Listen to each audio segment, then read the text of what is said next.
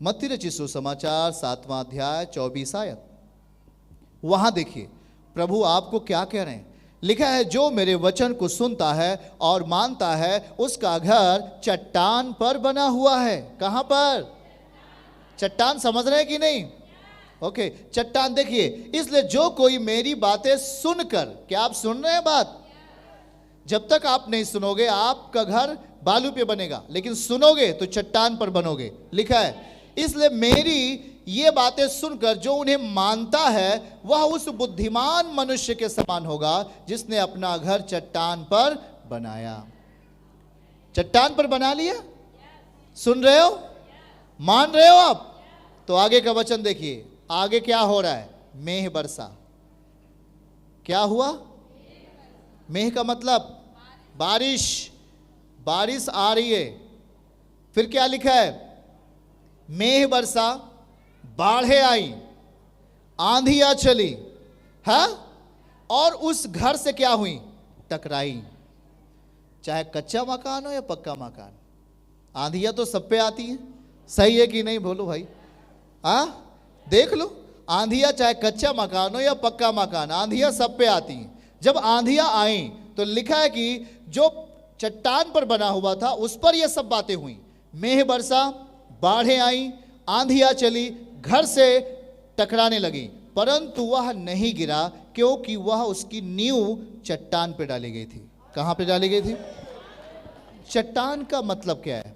यीशु मसीह। चट्टान का बाइबल में शब्द है यीशु मसीह। चट्टान कौन है? यीशु मसीह है। हमारा विश्वास यीशु पे है तो हमारा घर भी यीशु पे बना हुआ है। वो विश्वास का घर है। हाथ उठा के बोलो, विश्वास का घर। कहां बनता है? बालू पे कि चट्टान पे? विश्वास का घर कहां बनता है? हाँ, विश्वास का घर कहां बनता है? तो वहां आंधियां आई कि नहीं आई? मेघ बरसा कि नहीं? बाढ़ें आई कि नहीं? उस घर से टकराई कि नहीं? तो क्या वो घर हट गया? बना है।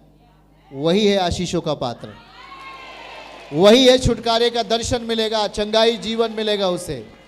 आमीन। उसी रीत से उसके नीचे का वचन दिखाइए। फिर लिखा है कि वो व्यक्ति भी है जो उसका वचन सुनते तो हैं पर मानते नहीं।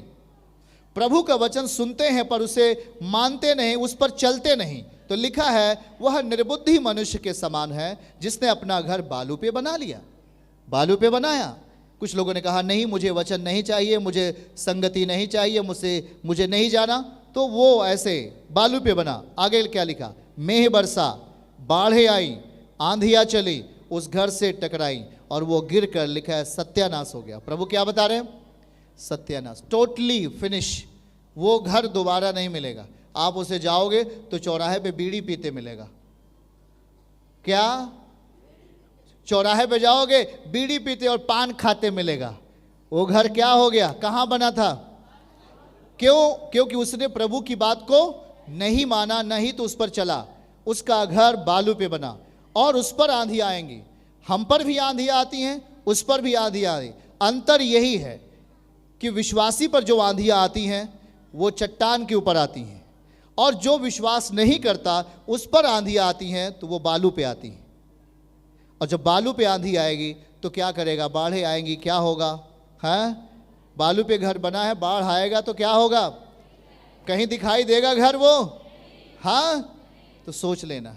आज प्रभु हमें भी एक घर बनाना चाहता है। हम एक घर की नहीं है, हम एक फल की नहीं है, हमारा जीवन एक घर की नहीं है, पर हमारा निर्माण क्या प्रभु पे हो रहा है? हमें विश्वास का घर बनाना चाहिए। हमारा जीवन यीशु मसीह के ऊपर बनना चाहिए। एक चट्टान के ऊपर हमारा निर्माण होना चाहिए। निर्माण कौन करेगा? प्रभु करेगा, वो बनाएगा। आपको अपने आप को दे देना है। वो आपके जीवन में अच्छी डिजाइन करेगा, आपको अच्छा डिजाइन बनाकर खड़ा करेगा यीशु के नाम में। हालेलुया। बातों को समझ रहे हैं कि नहीं आप? तो दुख सबके ऊपर आता है, सबके ऊपर बाढ़ें आती हैं, पर फर्क ये है कि हमारा घर कैसे। यदि हमने विश्वास के वचन से घर को बनाया तो हम कभी भी हारते नहीं, हम सदैव बने रहते हैं, विश्वास के साथ जीते हैं, फल के साथ जीते हैं, उम्मीदों के साथ जीते हैं, हाँ, रिजल्ट के साथ हम जीते हैं। पर एक ऐसा व्यक्ति होता है जो कि परमेश्वर को फॉलो नहीं करता, उसका वचन पूरा नहीं करता। उसे जब नशा त्यागने के लिए कहा गया वो नहीं छोड़ता, उसे हल्के में लेता है, उसे कभी गंभीरता से नहीं लिया, प्रभु की बातों को गंभीरता से नहीं लिया। इसी कारण से उसके जीवन में प्रभु गंभीर नहीं होता, उसके जीवन में भी वही काम होता है। आंधी आती है, उड़ा के किसी किनारे पर उसे लगा देती है। वो जो कुछ भी प्राप्त करके रखता है सब कुछ गंवा देता है। पर हमारे पास एक उम्मीद होती है, हमारे पास एक जीवित उम्मीद है, क्योंकि जो वचन हमारे हृदय में डाल दिया गया है उसे हम चोरी नहीं होने देंगे, उसे हम बना के रखेंगे। हमारा प्रार्थना जीवन सेम रहेगा, हमारा प्रभु के साथ संगति बना रहेगा, उसके साथ वचन में बने रहना है, पवित्रताई में बने रहना है। हम परमेश्वर के वचन को नहीं तोड़ेंगे। इसका मतलब यही है कि हम उसे संजो कर अपने पास रखो। टाइम आने वाला है कि फल आपके सामने होगा यीशु के नाम में। हाथ उठा के बोलो, समय आ चुका है, फल हमारे सामने होगा यीशु के नाम में। Hallelujah, hallelujah. यशायाह 41:10, मत डर, मैं तेरे साथ हूं। हाँ, इधर उधर मत ताक, क्योंकि मैं तेरा परमेश्वर हूं। मैं तुझे दृढ़ करूंगा, तेरी सहायता करूंगा। धर्मामय दाहिने हाथ से मैं तुझे संभाल के रखूंगा। आपको कितना वचन पता है? आपको अगर एक भी वचन मालूम है तब भी कोई समस्या आपके ऊपर बलवान नहीं हो सकती है यीशु के नाम में। आपको वही बोलना है जो आपको पता है। अगर आपको मालूम है कि प्रसव के समय दर्द होता है तो फल एक आ रहा है, वो फल को देखता है, दर्द को नहीं देखती। उसी रीत से आज हमारे जीवन में भी विश्वास करने के कारण बहुत लोगों के जीवन में ठोकरें आती हैं, बहुत लोगों के जीवन में ऐसा दुख आता है। पर याद रखो, फल के लिए फल आपके सामने। तो उस ठोकर को, उस जो बेचैनी आई है, जो क्लेश आया है, उसको भूलो और अपने मार्ग पर, प्रभु के मार्ग पर बने रहो। निश्चय ही वो क्लेश हटेगा और आप परिणाम के साथ खड़े हो जाएंगे यीशु मसीह के नाम में। बोल यीशु मसीह की। इसलिए याद रखना, कभी शैतान हमेशा लोगों को डराता है। क्या करता है वो? डराता है, धमकाता है और तमाम भरमाने वाली बातें आपके सामने लेके आता है, जिससे आप में प्रभु का वचन जड़ नहीं पकड़े और आप टूटें। आपके विश्वास को चोरी करता है, केवल और कुछ नहीं। वचन से जो आपने विश्वास हासिल किया, पवित्रताई से प्रभु के नियम पे चलकर जो आपने प्रार्थना करके जो अपने जीवन में विश्वास को हासिल किया, प्रभु के वचन को ग्रहण करके जो आपने विश्वास को हासिल किया, वो विश्वास आपका फल होता है। और उसी विश्वास को दुष्ट आत्माएं क्या करना चाहती हैं? चोरी करना चाहती हैं। आपके मन से वो निकालना चाहती हैं, आपके मन से उत्साह को चोरी करना चाहती हैं, ताकि आपका प्रार्थना जीवन खत्म हो, आपका संगति खत्म हो जाए और आप शक्तिहीन बन जाओ, आप बलहीन बन जाओ, आप में कोई ताकत न रहे, आप में कोई बल न रहे। लेकिन ध्यान से सुनो, हाथ उठा के बोलो, आशा में आनंदित रहो। फिर से बोलिए, फिर दोबारा, आशा में क्या रहो? क्लेश में, प्रार्थना में निरंतर नित्य बने रहो। आगे की लाइन, दुख आनंद में बदलेगा। निश्चय ही आपका दुख और पीड़ा आनंद में क्या होगा? बदलेगा। जो दुख से हार गया वो अपनी जिंदगी से हार जाता है। समझ रहे हैं कि नहीं? हाँ, कभी भी हारो नहीं।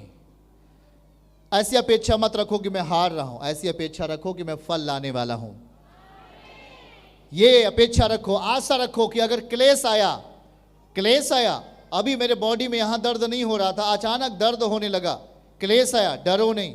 परिवार में अभी ये नहीं हो रहा था, ऐसा होने लगा, डरो नहीं। आप ये सोच लेना कि अब फल आने वाला है, अब प्रसव का समय आ चुका है, अब फल हमारे सामने होगा। समझ रहे कि नहीं? आप बातों को समझ रहे हैं? अब फल हमारे सामने आने वाला है। हाँ, तो आपके अंदर प्रभु है क्या? अगर प्रसव का टाइम आ गया है तो हमें रुकना चाहिए कि नहीं? मतलब दर्द का टाइम आ गया तो हमें रुकना चाहिए कि नहीं? क्लेश का वक्त आ गया तो हमें रुकना चाहिए कि नहीं? रुक जाना है और प्रभु के साथ एक अच्छी संगति करने के लिए अपने आप को क्या करना है? तैयार करना है। हाँ, अगर दुख 20% है तो 30% अपने आप को तैयार कर दो। अगर दुख 30% है तो अपने आप को 50% प्रभु के लिए तैयार कर दो। आमीन। एक बड़ा फल आपके गोद में आएगा यीशु के नाम में। एक बड़ा फल आपके घर में आएगा यीशु के नाम में। निश्चय ही प्रभु देंगे, क्योंकि प्रभु कहता है मैं धोखा नहीं देता, मैं सच कहता हूँ। प्रभु कहता है तेरा घर मुझ पर बना हुआ और मैं एक चट्टान हूँ।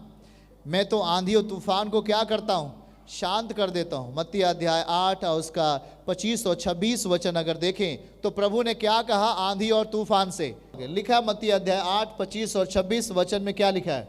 उसे अगर ध्यान से पढ़ें, पढ़िएगा क्या लिखा है। परंतु जो कोई मेरी ये बातें सुनता है, उसने उनसे कहा, हे अल्प विश्वासियों, क्यों डरते हो? तब उसने उठकर आंधी और पानी को डांटा और सब शांत हो गया। क्या लिखा है? केवल थोड़ा शांत हुआ? बोल के बताना है। लिखा है सब शांत हो गया। क्या लिखा है? हाथ उठा के बोलो, सब शांत हो गया। आमीन। एक चीज नहीं, लिखा है कि सब शांत हो गया। कितने लोग फल चाहते हैं अपनी लाइफ में? आप चाहते हैं कि नहीं? प्रसव को समय आएगा तो डरना तो नहीं है। हाँ, अगर दर्द आ रहा है या कोई क्लेश आ रहा है तो वचन हमको याद रहेगा, रोमियो 12:12। हाँ, याद रहेगा रोमियो 12:12। क्या लिखा है? आशा में, क्लेश में, नित्य प्रार्थना में। क्या आप समझ रहे हैं क्या? हाँ, तभी हमारे लिए फल आने वाला है यीशु के नाम में। समझ रहे हैं क्या? जरूरी नहीं कि सबके जीवन में ऐसी चीजें होती, कभी कभी लोगों के जीवन में ये चीजें आ जाती हैं कि फल आने के पहले कुछ दर्द होता है, पीड़ाएं होती हैं। मतलब ये कि प्रभु कहता है कि सच्ची दाखलता मैं हूं और मेरा पिता किसान है। समझ रहे हैं कि नहीं? जो डाली हम उसे देखें लिखा है कि जो डाली मुझ में लगी है और फल नहीं देती है, वो उसे क्या करता है? बाहर कर देता है, वो उसे बाहर निकाल देता है। पर जो डाली फल देती है वो उसे और छांटता है ताकि और फल लाए। आमीन। जो डाली मुझ में है और नहीं फल देती है, वो उसे काट डालता है, पर जो फल देती है वो उसे छांटता है ताकि और फले। आमीन। मतलब साफ साफ है, अगर आप फल लाने वाले हो तो आपकी और छटाई होगी। मतलब आप में और बहुत सारी चीजें आपकी जिंदगी से खत्म होंगी, जो बुराइयां हैं, जो पाप है, ताकि आप और फलो। आमीन। सही है कि नहीं? अगर पेड़ को छटनी कर दें तो वो अधिक से अधिक फल देता है, अधिक से अधिक डालियां उसमें निकलती है कि नहीं निकलती हैं? हमें अपने आप को सावधान रखना है, हमें फल लाने वाला बनना है। अपने आप को छटनी के लिए भी तैयार रखो। हमारे जीवन की बुराइयां, हमारे जीवन के पाप, गंदी आदतें, हाँ, ये सब सारी चीजें जाएंगी। दर्द होगा, चिंता मत करो, आपकी छटनी हो रही है। और जब डाल छांटी जाती है तो दर्द होता है। समझ रहे हैं क्या? हाँ, पर वो सुनो क्या होता है, क्यों प्रभु ऐसा कर रहा है? ताकि वो पेड़ और फल लाए। आमीन। ताकि वो पेड़ क्या हो, वो डाली क्या हो, और फले। पर जो फल नहीं लाता उसे प्रभु क्या करता है? काट डालता है। जो फलती है वो उसे छांटता है ताकि और फले। आमीन। आमीन। छांटने का मतलब क्या हुआ? हमारे जीवन से तमाम गुनाह और पाप को प्रभु क्या करता है? बाहर करता है, बाहर करना चाहता है। उस टाइम में जो क्लेश आ रहा है, चिंता मत करो, वो क्लेश हमें और परिपक्व बनाएगा, वो क्लेश हमें और पक्का बनाएगा। आमीन। हमारे विश्वास को फल के साथ रखेगा। ऊंचा आमीन कहिए आप। वो क्लेश हमें और विश्वास में क्या करेगा? ऊंचा करेगा, बलवान करेगा। तो बोलो, क्लेश से नहीं डरना। हाथ उठा के बोलो, क्लेश से नहीं डरना, दुख से नहीं डरना, पीड़ा से नहीं डरना। 1 सेकंड में, 1 मिनट में सब कुछ अच्छा कर देता है, तो वो हमारा परमेश्वर है। आमीन। Hallelujah, hallelujah. तो बातों को समझ रहे हैं कि नहीं? यदि वो आपके ऊपर जाना चाहता है, आपके जीवन में कुछ करना चाहता है, तो कह रहा भाई तुझे मेरी बात सुननी है और माननी है। सीधी सीधी बात। अगर आप प्रभु के वचन के साथ हो तो पाप से अलग, यदि आप प्रभु के वचन के साथ जी रहे हो तो बुराई से अलग, गुनाह से अलग, अपने आप को तमाम सांसारिक गलत गतिविधियों से अपने आप को क्या करना है? अलग करना है, और सच्चाई और पवित्रताई से जीने का एक आदती बनाना है अपने आप को। समझ रहे क्या? और जब आप अपने आप को सच्चाई से और पवित्रताई से जीने का आदत बना लेते हैं तो प्रभु भी आप में जीने का आदत बना लेता है, आपको ऊंचा उठाता है। आमीन। ये वचन है, इसे भूलना नहीं है आपको। जब आप चलते हो तो आंधियाँ आती हैं, और इस संसार में भी आंधियाँ आती हैं। फसलें खराब होती हैं, कुछ सही होती हैं, हाँ, पेड़ पौधे कुछ गिर जाते, कुछ बने रहते हैं। आंधियाँ इस ज़माने में आती, इस दुनिया में आंधियाँ आती हैं, पर आंधियों से डरने की ज़रूरत नहीं है। आपका जो काम है वो आप करते रहिए, सफलता प्रभु आपको देंगे यीशु के नाम में। चर्च की सभी प्रार्थनाओं को और परमेश्वर के दास के द्वारा टीचिंग सुनने के लिए और अपडेट्स को जानने के लिए हमारे इस चैनल को सब्सक्राइब करें और साथ में बेल आइकन को दबाएं, ताकि जब भी लाइव प्रार्थना हो तो सबसे पहले आप देख सकें।